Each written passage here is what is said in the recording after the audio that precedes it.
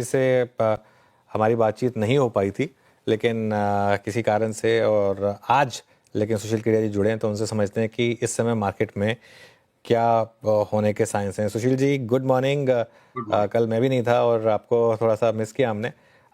Market में आज अच्छी तेज़ी है, करीब करीब 130 पॉइंट की निफ्टी में। क्या एक ये साइन बन रहा है कि ग्लोबल मार्केट में एक जो टैरिफ्स हैं उनके इम्पोजिशन के साथ एक finally event based market bottom बनाए? जो सपोजिटली नेगेटिव इवेंट है उसके बेस पर आज मार्केट ने एक बॉटम बनाया, ये पॉसिबिलिटी है क्या 22,000 के आसपास? ग्लोबल मार्केट्स और निफ्टी, आपने दोनों बातें पूछी है। पीसीआर से मेरा अनुरोध होगा कि मेरी स्क्रीन को तब तक वो शेयर करें। अनुज, नैस्डैक और एसएनपी जिसपे हमने एक बड़े करेक्शन का कॉल लिया था, कल परसों में हमने अपने क्लाइंट्स को एक रिवीजन भेजी है कि हम वो लंबी मंदी की नैस्डैक और एसएनपी में कॉल को एक बार के लिए फिलहाल पोस्टपोन कर रहे हैं। संभव है, काफी हद यहाँ संभव है कि नैस्डैक और एसएनपी जिसपे हम ज्यादा बेरिश थे वो भी एक मिड करेक्शन दे के खाली रह गए हों और 15% तक का उछाल नैस्डैक और एसएनपी में भी अब यहां से बनना संभव है, जिसकी कंफर्मेशन शायद आज रात को या कल तक होगी। देखिए वो चार्ट आ गई मेरे स्क्रीन पे, तो जो डाउन ट्रेंड लाइन है ना, हरी वाली लाइन, देखिए ये जब क्रॉसओवर हमें दे देगी, ये आज और भी ऊपर चला गया अगर नैस्डैक यहां से, नैस्डैक में एक बार 23,000 का कॉल ट्रिगर हो सकता है। समय का अभाव इसलिए मैं एसएनपी की चार्ट को नहीं दिखा रहा हूं। सिमिलर टाइप का स्ट्रक्चर एसएनपी में भी है। जिस तरह की पैराबोलिक अपमूव डैक्स में आ गई, मान लीजिए 23,000 से 22,000 की निफ्टी ना, हमको अंदाज भी नहीं लगा, सांस लेने के पहले भड़ाक से आ गया। उसी तरह अगर ये अपवर्ड मेल्टडाउन भी दुनिया के कुछ मार्केट्स में हो रहा है जैसे डैक्स में हो रहा है, तो यहां से अगर रिबाउंड बनेगा तो वो इतना फास्ट बन सकता है। इसलिए हम बहुत ही सिलेक्टिव हैं कि अगर शॉर्ट करेंगे तो कोई गिने चुने स्टॉक्स को करेंगे। 500 700 पॉइंट 800 पॉइंट निफ्टी का कमाने का मौका छूट गया तो छूट गया, ये स्टांस हमने लिया हुआ है। 30,000 एक ही मिनट में नहीं आएगा। अब एक चार्ट मैं आपको और दिखाना चाहूंगा, जो मेरा अनुरोध बहुत जरूरी है। चाइना जिसको लेके बड़ा कोहराम सबने मचाया हुआ है, वो चार्ट को प्लीज देख लीजिए। ये देखिए आपकी एक सेकेंड, ये कंपोसाइट बहुत ज्यादा इंडिसेस हो गई है चाइना में। ये देखिए, श- हम हम अगर इसी को ले लेते हैं, टोटल रिटर्न इंडेक्स को, चाइना के अंदर देखिए, मैं आता हूं इस पे, एक मिनट। टोटल रिटर्न इंडेक्स पे मार्किंग अलग है। हाँ, ये रहा कि चाइना में बहुत बड़ी तेजी है। उसके पहले हमें ये समझना पड़ेगा कि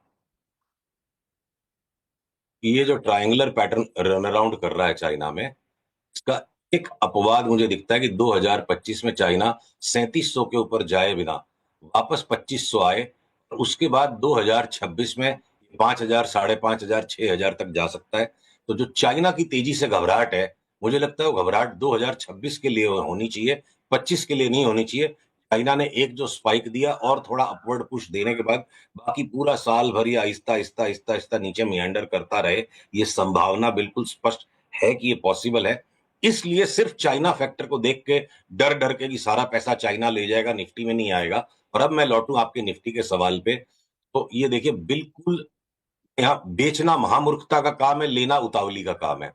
अब अगर आज ये 22,340 के ऊपर अगर निफ्टी फ्यूचर चल पड़े हैं, और अगर ये क्लोजिंग भी आज मेरे को अगर आज ये क्लोजिंग मिल जाती है 22,280 के ऊपर, अभी 340 का भाव है, तो हम आज डेफिनेटली निफ्टी फ्यूचर्स में भी लॉन्ग करेंगे।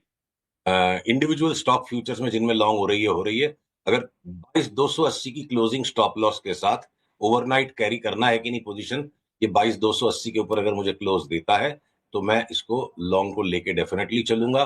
अगर ये कोई कारण से मेरी लॉन्ग आज कट भी जाती है, कल 22,220 के नीचे जब तक नहीं जाएगा तो हम वापस इसको लॉन्ग लेने की कोशिश करेंगे। बैंक निफ्टी की चार्ट और ज्यादा स्पष्ट है। डाउनवर्ड जो रेजिस्टेंस लाइन आज उसका क्लियर कट क्रॉसओवर हो गया। I think initial jump upwards में पहले 1,000 पॉइंट निफ्टी के बैंक्स ही लीड करेंगे और उसके बाद अलग अलग सेक्टर्स की रोटेशन आएगी।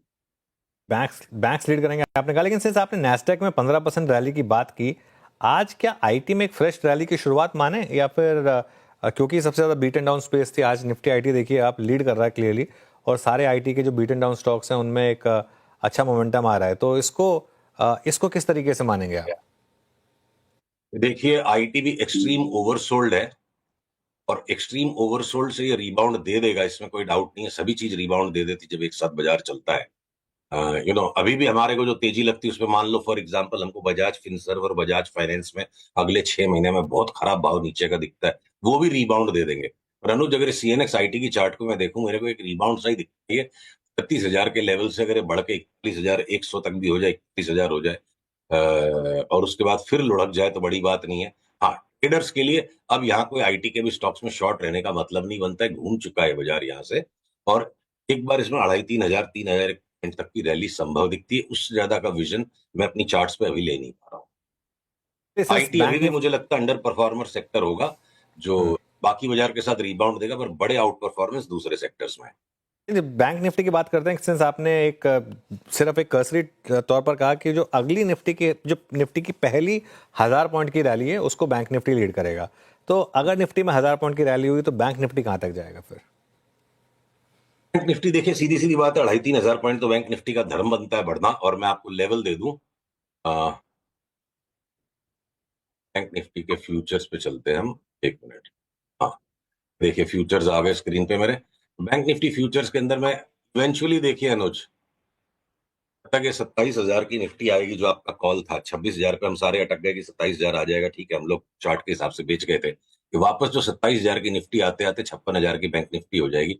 और फिलहाल के लिए अगर ये ब्रेकआउट दे देता है, इसका अगला रेजिस्टेंस 50,000 है, और उसके बाद वाला रेजिस्टेंस 50,600, अगला रेजिस्टेंस उसके बाद 52,400, उसके बाद 56,000। हम ये 3 लेवल्स पे से काम कर रहे हैं, बीच बीच में अपने स्टॉप लॉसेस को संभालना पड़ेगा। स्टॉप लॉस लगेंगे भी तो हम शॉर्ट नहीं करेंगे, वापस से री एंट्री करेंगे लॉन्ग में। Okay, stock specific Sushil ji, यहाँ पर क्या क्या है आपके पिटारे में आज, कहाँ कहाँ पर आपको बाय या सेल आइडियाज दिख रहे हैं?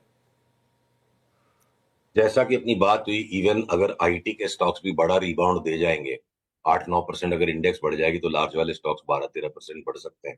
और उनको मैं अगर सबसे बड़ा अंडर परफॉर्मर कह रहा हूँ, तो एचपीसीएल, बीपीसीएल, उनके साथ साथ ओएनजीसी। अब भारत की एनर्जी डायनामिक्स चेंज हो चुकी है। जब भी क्रूड का भाव जोर से बढ़ता है, सजा भारत को नहीं मिलती, भारत का फायदा होता है। रिफाइनर्स को भी, ऑयल वेल कंपनीज को भी, जो ऑयल ओन करती है ओएनजीसी, नुकसान होता है यूरोपियन प्लेयर्स का। एचपीसीएल, बीपीसीएल, ओएनजीसी, आईओसी, सारा सारा ऑयल पैक। उसके बाद मैं ऑटोस के भी पैक के अंदर में, मतलब जैसे बैंकों के पीछे पीछे जो रेट सेंसिटिव्स है, तो ऑटोज और ऑटोज एंसिलरीज में मेरे को लार्जेस्ट गेनर्स दिखते हैं। भले ही रियल एस्टेट का मार्केट विचित्र सा हो रखा है, बॉम्बे में भाड़े खाली बढ़ते जा रहे हैं, आउटराइट का भाव लास्ट 6 महीने से दबा हुआ है, बल्कि सॉफ्ट एंड ही हो रहा है। सारी की सारी रियल एस्टेट कंपनीज मेरे को लगता है डबल से 2.5 हो जाए। और अब इतनी ज्यादा करेक्शन डीपली हो चुकी है कि लॉन्ग रन में अगर हम सन फार्मा और डॉक्टर रेड्डीज में कोई मेगा रिटर्न्स नहीं देख रहे हैं, या हिंदुस्तान लीवर ने लास्ट 5 साल में रिटर्न नहीं दी, तो ये हिंदुस्तान लीवर भी यहाँ से 40-50% उछल जाएगा। और सन फार्मा और डॉक्टर रेड्डी जैसे स्टॉक्स भी 25% बढ़ सकते हैं। तो आईटी लास्ट चॉइस है। उसके अलावा अब तो पूरा बाजार ही इतना करेक्टेड हो चुका है कि अनुस, टाइम टू टाइम हर एक चीज पे बाई आएंगे। इंडसइंड बैंक की चार्ट में अगर लॉन्ग टर्म नरमी दिखती है, और लॉन्ग टर्म नरमी में भी ये 25% बढ़ जाए, और स्टेट बैंक ऑफ इंडिया भी साथ साथ 25 बढ़े, और 25% बढ़ने के बाद स्टेट बैंक ऑफ इंडिया में कॉल आ जाए कि और 20% बढ़ेगा, तो टुकड़े टुकड़े में बाजार को देखना पड़ेगा। एक बार यहां से बाजार को घूम करके ऊपर का रुख पकड़ने देते हैं, अप ट्रेंड को इन प्लेस आने देते हैं, और उसके बाद नेक्स्ट सप्ताह थोड़ा और डिटेल में दिमाग लगाएंगे कि किस चीज में बेहतरीन मूवमेंट नजर आ रही है। ओके। अच्छा सुशील जी, ये 2-3 स्टॉक्स जिन्होंने इस पूरे कोलैप्स होते हुए बाजार में अपनी स्ट्रेंथ को बहुत अच्छी तरीके से कायम रखा था, उसमें थी कुछ एनबीएफसीज, बजाज फाइनेंस, बजाज फिनसर्व, चोला। यहाँ पे आपका टेक क्या है इस वक्त? दोनों बजाज स्टॉक्स अगले कुछ दिनों में 4-5% का रीबाउंड आने पर, अगर हमें शॉर्ट सेल सिग्नल मिलेंगे तो हम उनको बेचेंगे। इनमें भी बहुत गहरा करेक्शन बाकी है, जो करेक्शन में इन्होंने हिस्सा ही नहीं लिया। मतलब बजाज अगर लोन देने का बिजनेस कर रहा है तो उसमें कोई खास बात हो गई ऐसा नहीं है, ठीक है। इंडेक्स के डाउनसाइड को दोनों ने डैम्पेन किया था, स्टैटिस्टिकल ट्रेड है। 2-4 दिन की निफ्टी की रैली में अगर इन दोनों को थोड़ी सी रिबाउंड रिलीफ मिलती है, तो हम उसके बाद शॉर्ट सेलिंग के लिए वेट करेंगे। और श्रीराम फाइनेंस में थोड़ी सी जगह है अभी और ऊपर, बहुत स्मूथ मूवमेंट नहीं है। फाइनेंशियल्स में जो नाम हमें बहुत पसंद है, सीडीएसएल, सीधे सीधे डिलीवरी उठाओ, 40-50% की चाल के लिए खेलेंगे। ब्रोकिंग के स्टॉक्स 30 से 40% की चाल के लिए हम खेलेंगे। इंश्योरेंस के स्टॉक्स वहां स्मूथ स्ट्रेट फॉरवर्ड चाल है। एनबीएफसी में माजरा थोड़ा सा मिक्स्ड अप है। गोल्ड फाइनेंस कंपनीज में हो सकता है बड़ा धक्का भी लग जाए, तो हम थोड़ा एनबीएफसी से परहेज रखेंगे। पैसे और दिमाग लिमिटेड ही है। Small finance banks, public sector banks, Bob, PNB, SBI और कुछ छोटे वाले प्राइवेट सेक्टर बैंक्स, तो एनबीएफसी की चार्ट्स में भी वो मजा नहीं है, बहुत स्पष्टता नहीं है, पैसे और दिमाग भी लिमिटेड है, तो हम एनबीएफसी को थोड़ा अवॉइड में रख रहे हैं। और मौके पे हम टाइम टू टाइम हेजिंग के लिए या डाउनसाइड कैप्चर करने के लिए जो आया ही नहीं है, हम बजाज ट्विंस को शॉर्ट सेल कैटेगरी में रखेंगे, लॉन्ग पार्टिसिपेशन नहीं करेंगे। ओके, ठीक है, चलिए अब यहाँ पे हो गई बात B2 की। अच्छा, एक चीज़ और देखिएगा सुशील जी, सिंस आप ग्लोबल मार्केट्स के सेटअप को, चाइनीज़ मार्केट को थोड़ा सा आप एक्सप्लेन भी कर रहे थे, ये निफ्टी मेटल इंडेक्स जो है वो करीब करीब 8494 पे, और बीते मेरे ख्याल से मिड जैन से लेकर 3-4 बार इसने इसी जोन को टेस्ट किया। एक दो स्टॉक्स मेटल से बहुत अच्छा कर रहे थे, फॉर इंस्टेंस सिंटार को। मेटल में क्या कर रहे हैं आप इस वक्त? मेटल में हम बहुत बड़ी तेजी का इंतजार कर रहे हैं। देखो, अगर आपने निफ्टी मेटल इंडेक्स का ही नाम लिया है तो पीसीआर अगर ये चार्ट दिखा पाता है तो मैं आपको चार्ट के सहारे दिखाऊं। हम इसको न्यू हाई में भी जाता हुआ देखेंगे और सिग्निफिकेंटली हायर हाई बनेगा इस पे। क्योंकि मेटल्स में अब एक साथ सारे स्टॉक्स के पार्टिसिपेट करने का टाइम आ जाएगा। बेस मेटल्स और आयरन एंड स्टील दोनों का।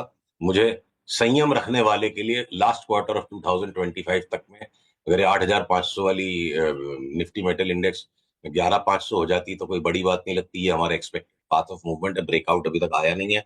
जिंदल स्टेनलेस, जेएसडब्ल्यू एनर्जी, ये हमारी स्टील में टॉप पिक्स होंगी अपार्ट फ्रॉम सेल। सेल हमें लगता है 3 बैगर हो जाएगा। एनएमडीसी स्टील 3 बैगर हो जाएगा। मैं देखिए, एक चीज बहुत जरूरी है, हम जो टेक्निकल बेसिस पर काम करते हैं और बहुत सारी रिटेल पब्लिक अगर ये सोचती है कि हमने इनको लेके ही हम बैठ गए, ये हमारी तैयारी की जब बाई आएगा तब हम लेंगे। तो लोगों से अनुरोध है, जब प्रॉपर बाई सिग्नल आएगा और हम उसका अपडेट करेंगे तब लेना है। लेने की तैयारी और सौदा करके बैठ गए अलग बात है। तो चूंकि वहां पे इतनी बड़ी अपसाइड मूव हमें दिखती है, इसलिए हमने लास्ट के 700-800 पॉइंट में शॉर्ट पार्टिसिपेशन नहीं किया है। तो ये भी ओके, चलिए। सिग्नल्स को देखने के बाद इनको लिया जाएगा। सारे स्टील के स्टॉक्स, तो छोटे वाले फेवरेट, छोटे वाले एल्यूमिनियम के स्टॉक, आपके सांडूर मैंगनीज हो गया या एमओआईएल हो गया, ये मैंगनीज वाले स्टॉक्स मेरे को लगता है मेटल्स के स्टॉक में मतलब अंधाधुंध पैसा बनेगा 2025 में। ओके, चलिए आखिरी सवाल, कोई रॉकेट कॉल है इस समय कोई स्टॉक्स पर, क्योंकि इतने बीटन डाउन स्टॉक्स हैं? एक अनुरोध है अनुज, इतने सारे रॉकेट्स हम आपके साथ शेयर करेंगे अगले 2 से 3 महीने में। उनको पहले सुरसुरी होके थोड़ी सी ना, रॉकेट के पीछे जो उसकी रस्सी लगी होती है उसको थोड़ा सुलगने दीजिए, अप ट्रेंड को आने दीजिए। तो पहले से मैं उसको प्रीएम्प्ट करने में ना, कुछ लोगों को चोट लग जाने से फिर वो दुख मिलता है लोगों को, तो मैं थोड़ा परहेज रखना चाहूंगा। एक बार पक्का रिवर्सल आने दो, क्या पता नेक्स्ट वीक से या उसके बाद वाले वीक से हर वीक 2-2, 3-3 रॉकेट्स पे डिस्कशन शुरू हो। इतना दब गया है बाजार, सब कुछ इतना पिट चुका है, एकदम से एक नई फ्रेश मूव जब आएगी उसके बाद शुरू को होने दीजिए। अगले मंगलवार से हम हो सकता है रॉकेट पे रॉकेट ही बात करेंगे। आज परहेज रखना चाहूंगा रॉकेट चलिए से। अगले मंगलवार से फिर उसकी शुरुआत करेंगे। सुशील जी, बहुत बहुत शुक्रिया आज हमारे साथ जुड़ने के लिए और इन सब टॉपिक्स पर बात करने के लिए।